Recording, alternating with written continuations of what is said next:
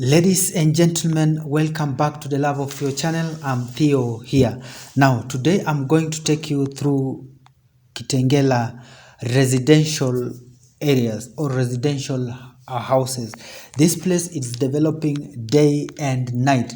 And today in this video, I'm going to show you how Kitengela is developing the beautiful houses that are coming up in Kitengela town. So many people working in the Nairobi CBD are staying in Kitengela. Kitengela is approximately 34 kilometers away from the Nairobi CBD, and its transport system is actually affordable to all the commuters from Kitengela to Nairobi. Thank you so much, guys, for supporting. If you are new here, make sure you hit that subscription button, and to the returning subscribers, thank you so much for your support.